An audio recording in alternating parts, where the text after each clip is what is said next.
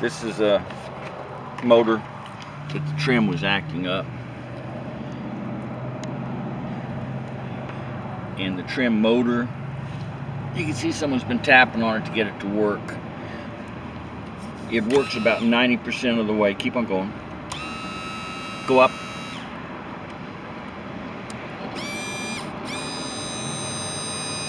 And go down.